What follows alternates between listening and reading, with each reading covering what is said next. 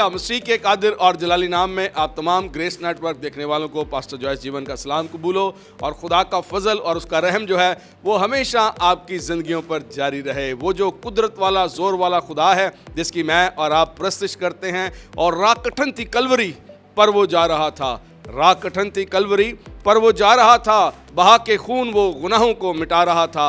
हम सफ़र नहीं कोई राह में उसका जीवन, वो राहें सबकी सीधी किए जा रहा था। राकठन थी कलवरी पर वो जा रहा था। अजीज़ बहनों और भाइयों, जिन रस्तों पर यीशु मसीह नासरी चला वो नहायत मुश्किल और कठिन राहें थी, लेकिन वो वफादारी के साथ चलता रहा और उसने मुझे और आपको आज़ाद किया। जैसे कि आप जानते हैं कि grace families door to door के अंदर मैं हर रोज़ किसी नए खादिम से, किसी नए खुदाम से आपका तारुफ कराता हूँ। उनसे हम गुफ्तगू करते हैं, उनकी गवाहियों को हम रिकॉर्ड करते हैं। तो आज जो खुदा के अजीम खादम मेरे साथ मौजूद हैं, उनका ताल्लुक वर्ड ऑफ गॉड मिनिस्ट्री से है। उनका नाम पास्टर असलम सरदार है। तो आए खुदा के बंदा के साथ गुफ्तगू करते हैं। मसीह के कादिर और जलाली नाम में पादरी साहब आपको सलाम। जी आपको भी सलाम। आप कैसा फील कर रहे हैं कि आज ग्रेस नेटवर्क की टीम जो है वो आपके चर्च में आपके साथ मौजूद है? बिल्कुल बहुत अच्छा महसूस कर रहे हैं। और सबसे पहले मैं खुदावंद अपने खुदा का शुक्र करता हूँ कि उसने ये मुमकिन जाना कि खुदा की ये बुलाहट थी कि मेरे लिए ग्रेस नेटवर्क मेरे चर्च में आया है। और मेरे लिए बहुत शादमानी की बात है ये। सबसे पहले खुदा बाप का शुक्र करता हूँ और उसके बाद फिर खुदा की खादम पास्टर दानिश पीटर साहब के लिए, उनकी सारी टीम के लिए, उनकी सारी काविश के लिए खुदा उनके शुक्रगुजारी करते हैं कि उनके वसीले से ये खुदा का कलाम घर घर तक पहुँच रहा है। और ग्रेस नेटवर्क टेलीविज़न के लिए शुक्रगुजारी करते हैं सारी खिदमत के लिए, और आपके पास सब सारी खिदमत के लिए, सारी इस मोहब्बत के लिए, और आपकी सारी टीम के लिए शुक्रगुजारी करते हैं खुदा उनके हसूर।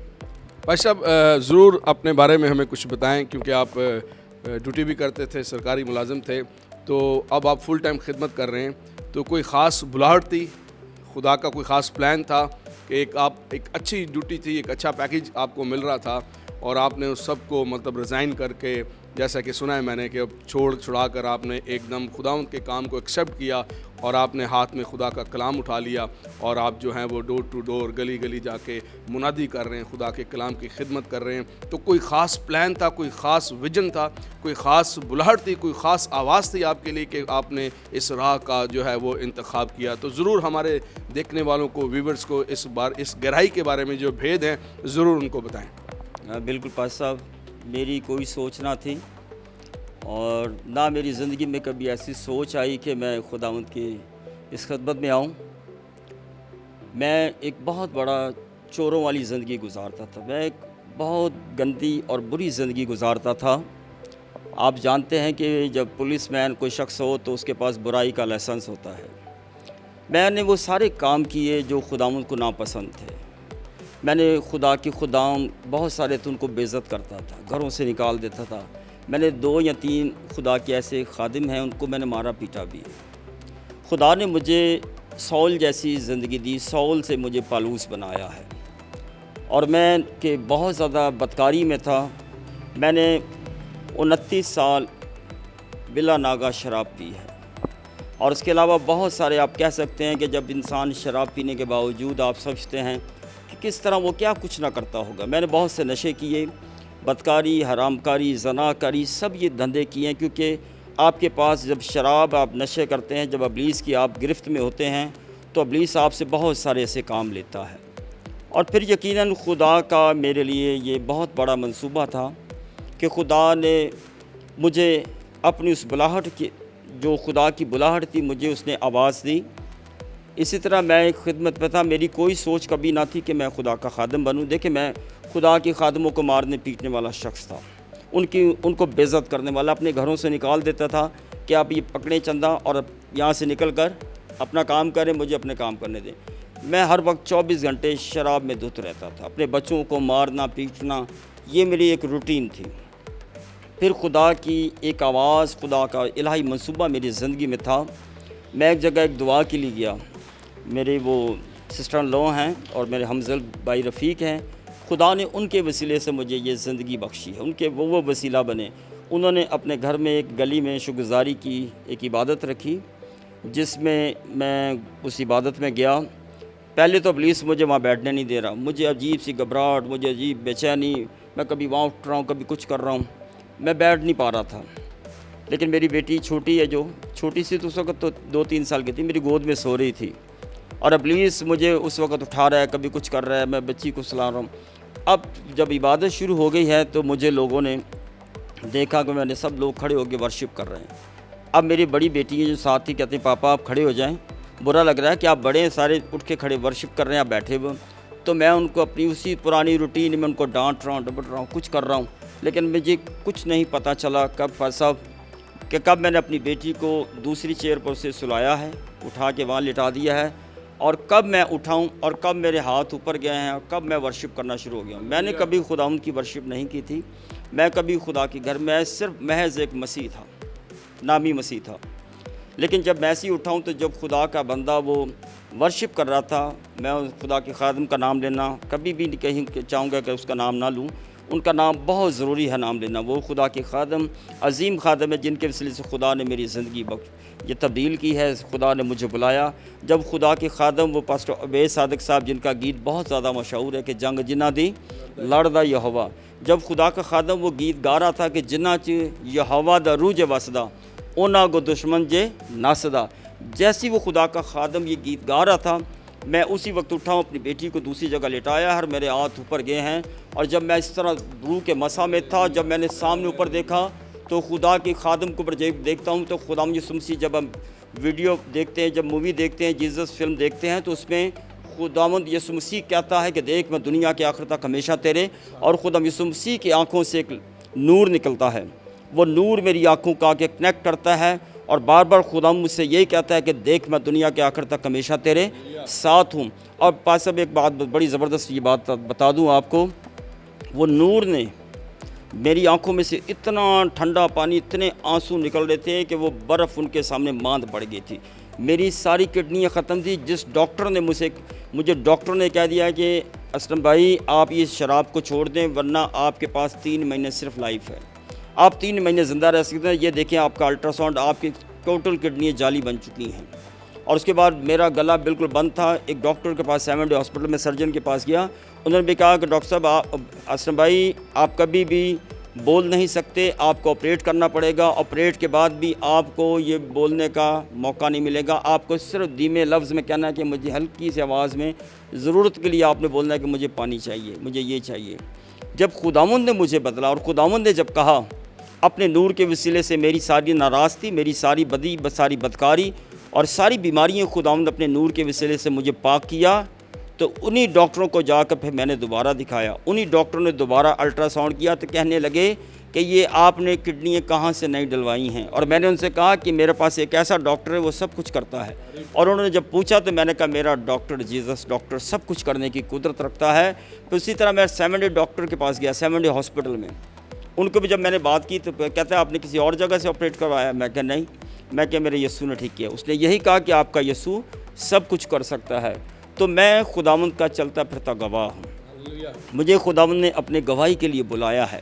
खुदा ने अपने मौज़ात मेरी ज़िंदगी में इस तरह से शामिल किए हैं कि मैं सुबह उठते बैठते खुदावंद की गवाही देता हूँ और मैं यकीन जान लें कि खुदावंद की शुक्रगुज़ारी करता हूँ कि उसने मुझे बुरे में से उठाया है और अपनी नजात के कपड़े पहनाए हैं। इसी तरह मुझे खुदावंद ने मौत में से निकाला है। मैं बहुत बुरी ज़िंदगी, बहुत अजीब तरह की ज़िंदगी मैंने पास अब झूठ इसलिए क्योंकि खुदावंद का कलाम कहता है कि जो अपने गुनाहों को छुपाता है हरगिज़ कामयाब ना होगा। मैंने बदकारी, होटलों में अयाशी, मुजरे सब तमाशे ये किए हैं और मैंने औरतों पे फायरिंग की, अपनी वालदा पे फायर किए हैं और खुदा के खुदामों को मारा है। आप सोचें कि कितनी बुरी ज़िंदगी थी। लेकिन यीशु का मुझे वादा याद आता है कि खुदावंद गुनाहगारों के लिए आया है, रास्तबाजों के लिए नहीं आया, मुझ जैसे गुनाहगार के लिए आया। और जिस तरह खुदा का बंदा पौल कहता है कि उन सारे गुनाहगारों में से सबसे बड़ा गुनाहगार क्या हूँ मैं भी समझता हूँ कि मुझे भी खुदा ने उसी गुनाह में से, बड़े गुनाहगारों में से निकाल कर मुझे खुदा ने अपनी नजात के कपड़े पहनाए हैं, अपनी रास्तबाजी का लिबास पहनाया है। ये खुदावंद का मुझ पर रहम और उसका फजल हुआ कि उसकी नज़र मेरे घराने पर पड़ी है। मैं बहुत खुश हूँ इस सारी गवाही से। बड़ी अजीम गवाहियाँ हैं खुदा के बंदा के पास से। जैसे कि उन्होंने बताया कि उनकी ज़िंदगी कोई अच्छी ज़िंदगी नहीं थी। और मुबारक है वो ज़िंदगियाँ, वो लोग जो अपने गुनाहों का इकरार कर कर और यीशु के बेशकीमत लहू से धुलकर साफ़ हो जाते हैं। बाइबल मुक़द्दस में लिखा है, मुबारक हैं वो लोग जो बर्रे के बेशकीमत लहू से हर रोज़ अपने जामों को धोते हैं, फिर वो नहीं रहते जो पहले जैसे होते हैं। जैसे कि खुदा का बंदा ने हमें बताया कि उनकी ज़िंदगी अच्छी नहीं थी, लेकिन जब वो खुदा के हजूर में आए, खुदा की हजूरी में उसकी परस्तिश की, उसकी सताइश की, तो खुदा ने इनका उठना बैठना बोलना चालना सब कुछ बदल के रख दिया। तो मेरे लिए आपके लिए भी ये ज़रूरी है कि हम खुदा के हजूर में रहें और बढ़ कर पाते रहें। भाई साहब, अब उसके बाद आप क्या कर रहे हैं? इसके बाद सर मैं खुदावंद की शुक्रगुज़ारी करता हूँ। इसके साथ मैं एक और चीज़ बहुत ज़्यादा ऐड करना चाहता हूँ कि मेरी मिसेस 12 साल तक रोज़े और दुआ में रही, मुझसे मार खाती रही, मुख्तलिफ़ खुदाम से दुआएं कराती रही फ़ोन पर डर से। अब मुझे पानी वो दुआ करा के मुझे पिलाती रही। 12 साल तक रोज़े दुआ में ठहरने के बाद खुदा ने फिर उनकी आवाज़ को सुना। अब उनकी सोच क्या थी कि सिर्फ़ ये महज एक अच्छा शौहर बन जाए, एक अच्छा बाप बन जाए, हमारे साथ चर्च जाए, हमें मारा पीटा ना करे, कुछ ना करे। मैं बाहर से इतना हराम टोकरे भर के लाता था, मेरे बच्चे खाते नहीं थे। मैं उनको मार मार के खिलाता था, ये रोते भी थे तो खाते थे। तो अजीब सी हालत थी, लेकिन मेरी मिसेस की दुआओं के वसीले से और मेरी वालदा, ये मेरे माँ बाप की दुआओं के वसीले से खुदा ने मुझे ये ज़िंदगी दी है। आज खुदावंद की शुक्रगुज़ारी करता हूँ। मैं ये समझता हूँ कि अगर पीछे दुआएं ना होना तो कभी भी इंसान शायद बदल नहीं सकता। ये दुआओं का एक जवाब है और मेरी मिसेस के वसीले से खुदा ने उसकी दुआओं को सुना। और जब मैं इसी तरह मारा पीटता, बहुत ज़्यादा शोर व गुल करने वाला शख्स था, मार पीट करने वाला, गली में कोई आ गया तो उसको मारना पीटना, फायर कर देना, कोई हाल नहीं छोड़ा मैंने। लोगों पे फायर किए, कोई लोग ज़ख्मी भी हो गए, कुछ भी हो गए। तो खुदावंद ने ये मुझ पर रहम किया और मेरे घराने पर।